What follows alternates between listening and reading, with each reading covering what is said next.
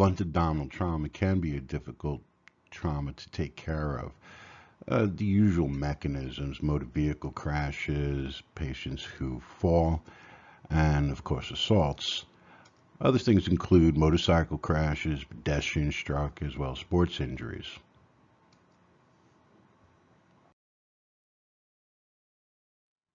I like to divide the presentation in two categories. One's unstable patients and the other is stable patients.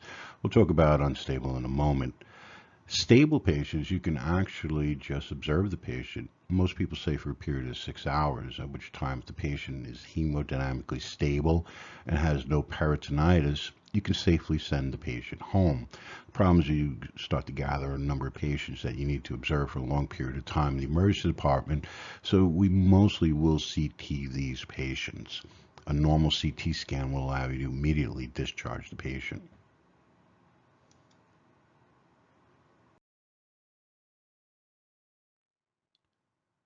Patients who cannot be observed reliably also need to get a CT scan in the abdomen.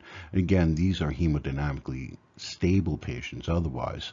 Those who are intoxicated, have altered mental status, spinal cord injuries, patients who are going to the OR and you won't be able to observe the patient, those who are intubated, and those with distracting injuries, particularly long bone fractures and pelvic fractures. All these patients are unreliable or cannot be observed. Even though they are hemodynamically stable, they do require a CT scan in order to clear them from injury.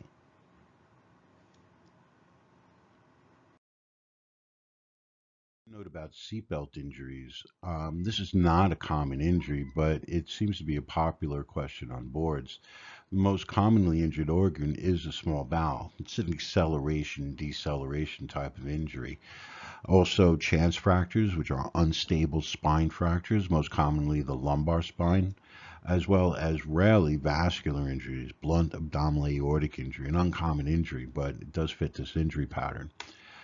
These patients must have a CT scan of the abdomen, and as CT scans are not terribly sensitive to small bowel injuries, we have a pretty low threshold to admit these patients for observation. And they repeat the labs on the patient as well as the physical exam, and if all is good, then you can safely discharge the patient home.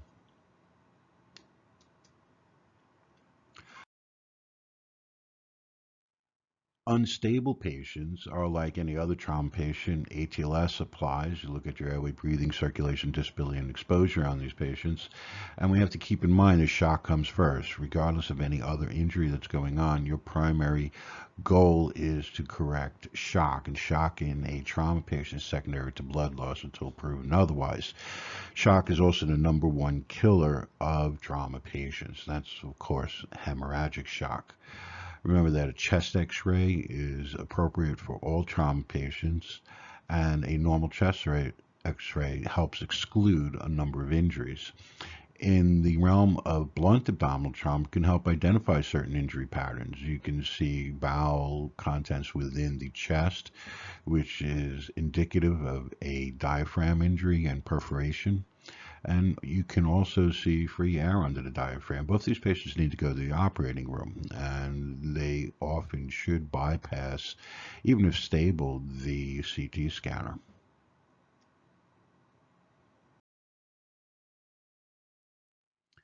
As with any other trauma patient in hemorrhagic shock, we need to identify the source of the blood loss. And there's only 4 places a trauma patient can bleed. One is in the chest, and that's why we do chest x-ray, looking for hemothorax and other injuries. They can have bleeding from a pelvic fracture and an associated retroperitoneal bleed, and a pelvis film will help identify this. They can bleed externally onto the floor, and a good physical exam will identify these injuries. And then there's abdominal injuries, which is what we're talking about here. The abdomen is a little more difficult to identify bleeding. The physical exam is not so clear.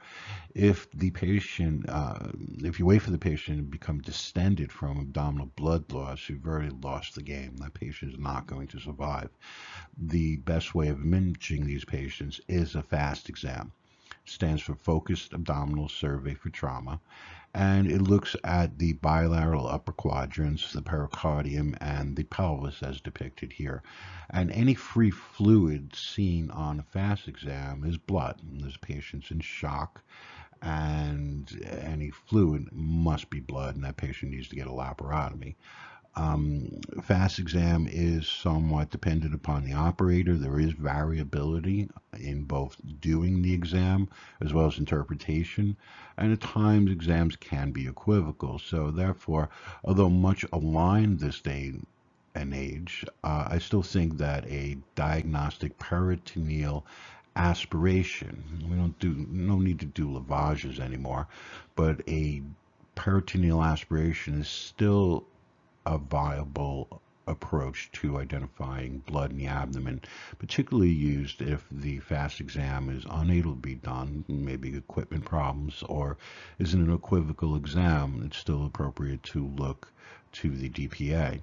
And this is essentially an aspiration of the abdominal contents, either a percutaneous approach as identified here, or a open cut down to and through the fascia of the abdomen and aspirating abdominal contents. If there's blood in the abdomen, then the patient needs to go to the operating room.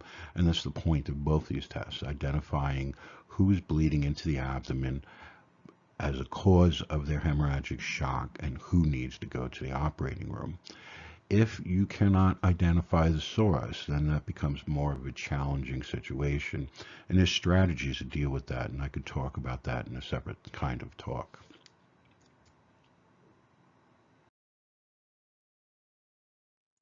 In summary, CT scan is appropriate for stable patients, so a normal CT scan in a hemodynamically stable blunt trauma patient is appropriate to discharge the patient once it's normal. Also, patients who are not reliable from intoxication, distracting injuries, whatever else may be going on, those patients, even if they're stable, do need a CT scan of the abdomen and pelvis. Always do a chest x-ray before a CAT scan. The chest x-ray may reveal something that needs to be acted upon immediately, such as a tension pneumothorax or hemothorax is causing instability. And it's nice to know about free air also. You can bypass a CT scanner and go directly to the operating room. Always get a pelvis film on patients. This is mostly in particular for hemodynamically unstable patients. You want to make sure the pelvis is not a source of your blood loss. And again, this is another film that may put you in a situation where you need to act immediately for the patient. Open book pelvis fracture in a trauma bay, patient's unstable. That patient needs a pelvic binder in order to compress the pelvic circle, and may need to start giving call out to interventional radiologist also. And the FAST exam is the standard of care for identifying blood within the abdomen, but I would say keep a diagnostic peritoneal aspiration in your back pocket just in case. I want to thank you all for your support of the trauma service here, and if there's any other talks you would like to see, please let me know. I'm always available. Take care.